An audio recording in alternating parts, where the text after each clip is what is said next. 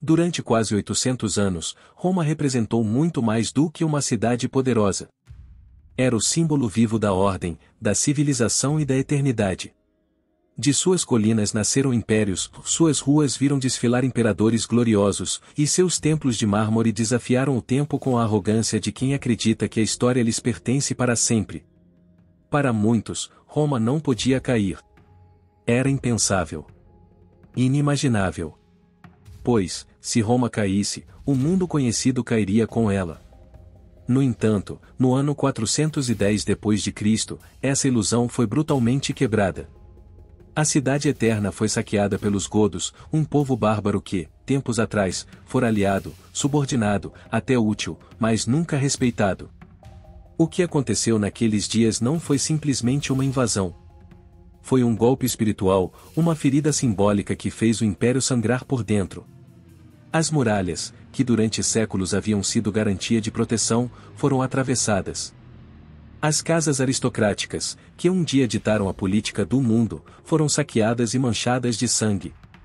E nos templos, onde antes se ofereciam sacrifícios a Marte, a Júpiter ou a Cristo, ouviram-se gritos de desespero. Roma, essa cidade que se acreditava intocável, tornou-se, de repente, mais uma vítima da história. Sua imagem de invulnerabilidade, forjada durante séculos de conquistas, reduziu-se a cinzas e pilhagem. O mundo jamais voltaria a ser o mesmo. Pois, naquele dia, a Roma dos Césares, dos senadores, dos deuses, deixou de ser eterna. No início do século V, o Império Romano já não era uma unidade firme e majestosa, mas uma criatura ferida que lutava para se sustentar. A divisão entre Oriente e Ocidente, criada para facilitar a administração, havia se tornado uma fratura que enfraquecia seu corpo político. Constantinopla, brilhante e segura, erguia-se como novo centro de poder, e enquanto isso, Roma, a antiga capital dos Césares, definhava sob o peso do passado e a indiferença do presente. Embora já não fosse a sede imperial, Roma permanecia como o coração simbólico do império. Uma cidade repleta de história, orgulho e ruínas que ainda inspirava respeito. Mas a realidade era outra, suas ruas estavam cheias de estrangeiros, suas estátuas cobertas de poeira e suas muralhas, antes inexpugnáveis, começavam a mostrar fissuras invisíveis. O esplendor dos dias do Circo Máximo e do Coliseu ficava para trás, como o eco distante de um império que dominara o mundo mas já não conseguia se proteger. Os visigodos, originários das terras a leste do Danúbio, haviam sido aceitos como aliados sob um frágil pacto com Roma. Em teoria, foram-lhes oferecidos terras, autonomia e respeito. Na prática, foram usados como carne de canhão, desprezados por sua origem bárbara e tratados como ferramentas descartáveis. Seu líder, Alarico, veterano de campanhas militares, conhecia profundamente as fraquezas romanas. Ele havia lutado pelo império, mas sabia que não havia lugar real para os seus dentro daquela estrutura arrogante e decadente. O ressentimento crescia. A arrogância dos imperadores, se especialmente a do jovem e incapaz Honório, apenas alimentava o descontentamento. Roma ainda se mantinha de pé, mas seus alicerces estavam podres. A questão já não era se cairia, mas quando e quem ousaria derrubá-la. Alarico não era um bárbaro qualquer. Crescerá à sombra do império, treinado segundo suas normas, formado em suas táticas militares, educado em sua língua e religião. Servirá fielmente como comandante de tropas visigóticas a serviço de Roma e conhecia por dentro suas forças, mas, sobretudo, suas fraquezas. Durante anos, lutou em campanhas ordenadas por imperadores que jamais o considerariam seu igual. Era um general sem pátria, útil mas invisível. E isso o consumia. O desencanto de Alarico não era apenas político, era pessoal. Na Batalha do Rio Frígido, seus homens foram usados como carne de sacrifício. Milhares morreram, lançados à linha de frente sem reconhecimento. Enquanto Roma celebrava a vitória, ele e seus soldados enterravam seus mortos sem glória, sem gratidão. Haviam sangrado por um império que olhava para eles de cima. Foi então que Alarico compreendeu uma verdade irreversível: Roma nunca os aceitaria como parte do todo. Não importava o quanto lutassem, nem quão valentes fossem, sempre seriam os bárbaros, os outros, os descartáveis. Com essa certeza cravada no peito como uma lança, Alarico tomou uma decisão. Se Roma não lhes daria um lugar pela razão, tomá-lo-iam pela força. Não como selvagens, mas como uma nação ferida que reclamava justiça. Começou a consolidar sua liderança, ganhando o respeito absoluto de suas tropas, unindo tribos, organizando exércitos e elaborando uma estratégia que nenhum imperador previu. Já não buscava vingança, buscava dignidade. Roma, com sua arrogância imperial, não percebeu a tempo. O jovem Honório, cercado de aduladores incompetentes, ignorou suas reivindicações, usou em outras guerras e nunca cumpriu suas promessas. Para Alarico, foi o último desprezo. O mundo antigo estava mudando, e ele seria a centelha que o colocaria em chamas. Roma não caiu de imediato. O que aconteceu foi ainda mais cruel, ela foi desgastada, estrangulada lentamente, como se um monstro invisível apertasse sua garganta dia após dia. Alarico, mestre da guerra psicológica, não precisou levantar sua espada de imediato. Bastou cercar a cidade, fechar os caminhos e bloquear o porto de Ostia. Roma, que durante séculos controlara os mares e as estradas, encontrou-se de repente isolada, incapaz de alimentar seu povo, impotente diante da fome. As ruas, antes cheias de vida, tornaram-se corredores de silêncio e lamentos. Os mercados fecharam. As reservas de trigo se esgotaram. A nobreza começou a vender suas joias por pão, e os plebeus, por um pedaço de carne, eram capazes de matar.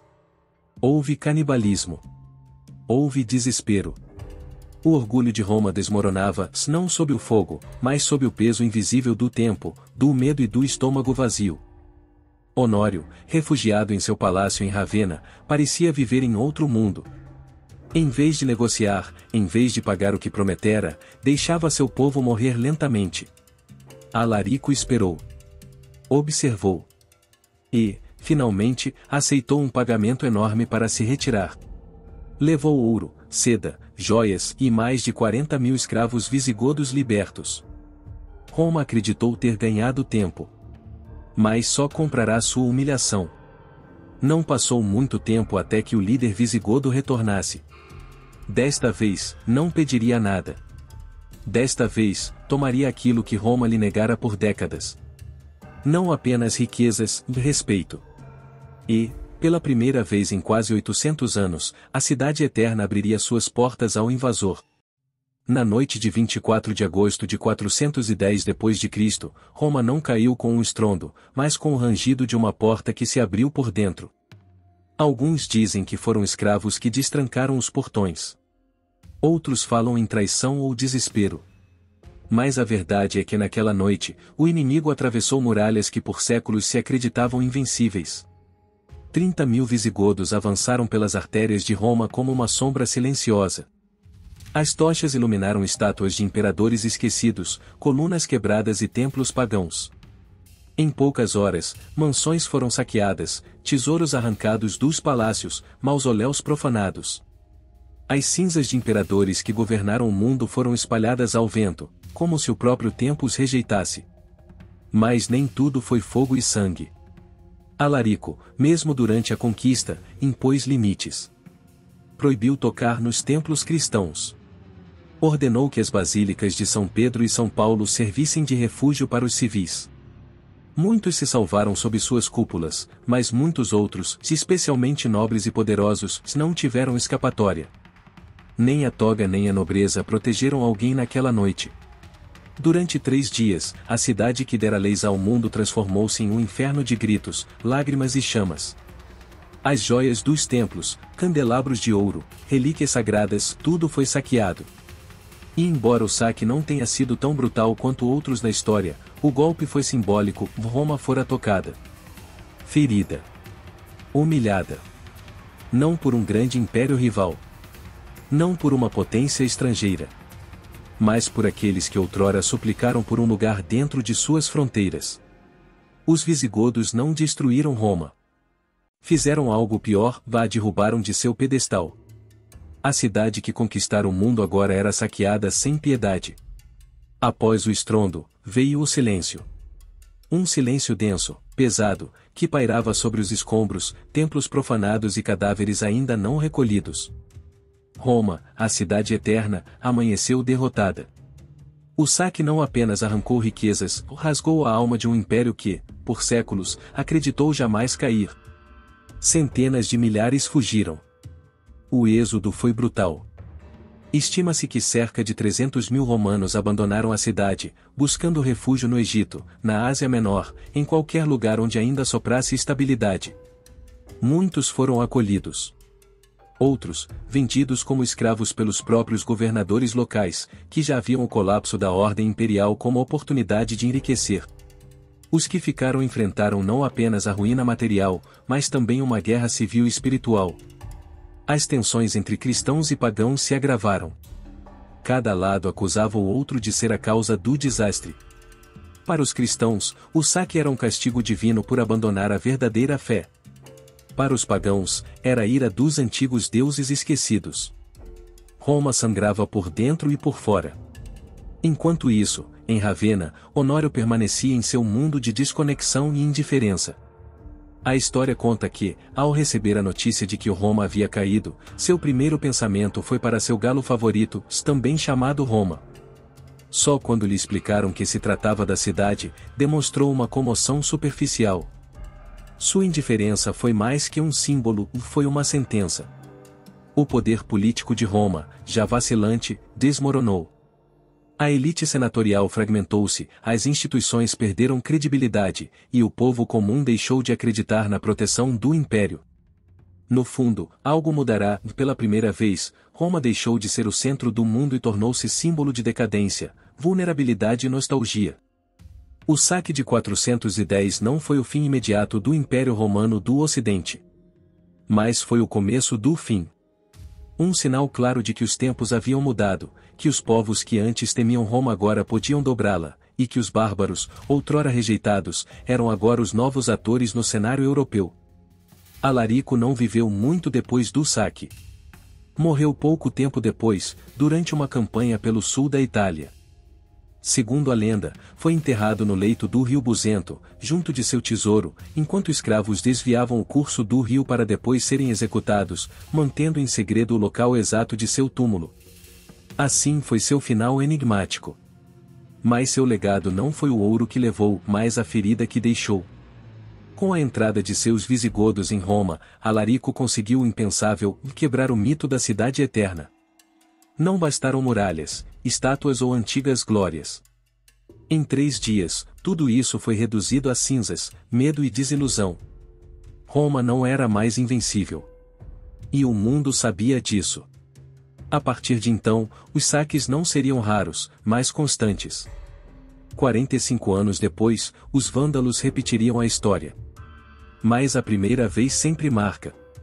E Alarico, com sua cruzada de raiva, ambição e justiça, mudou para sempre o curso da história europeia. Seu impacto foi espiritual, psicológico, geopolítico. O saque gerou ondas de migração, fragmentou o tecido social do império e instaurou uma nova ordem, a dos reinos bárbaros. Os visigodos, pouco tempo depois, estabeleceram-se na Gália e formaram seu próprio reino. A cessão de terras pelo imperador Honório não foi apenas uma concessão, foi uma capitulação histórica. Muitos historiadores concordam que o saque de 410 marcou o verdadeiro início da Idade Média. O símbolo da civilização ocidental, a cidade que iluminou o mundo com seu direito, sua arte, arquitetura e poder, agora rastejava entre ruínas e discórdias internas. São Jerônimo resumiu com um lamento que atravessou os séculos. A cidade que conquistou o mundo foi conquistada. O saque de Roma pelos godos não foi apenas a queda de uma cidade. Foi o fim de uma era. Por séculos, Roma fora o coração que batia no peito do mundo antigo. Tudo o que significava ordem, lei, poder, arte, civilização, parecia ter nela sua origem e destino. Mas em 24 de agosto de 410 d.C., tudo isso tremeu. Alarico e seus visigodos não levaram apenas joias, ouro ou estátuas. Levaram algo que jamais seria recuperado, a fé na invulnerabilidade de Roma. Os ecos daquele dia ressoam até hoje. Pois o verdadeiro golpe não foi físico, mas simbólico. O mito foi quebrado. O império, outrora dono do mundo, descobriu que até o eterno tem seu ocaso. E assim começou o lento amanhecer de um novo mundo. Um mundo mais fragmentado, mais sombrio, mais incerto. Mas também um mundo que, séculos depois, voltaria a buscar nas ruínas de Roma as lições de sua grandeza e de sua queda. Porque se algo a história nos ensina é isto. Todo império, por mais poderoso que pareça, está sempre a um passo do colapso, se esquecer de onde vem e para quem governa.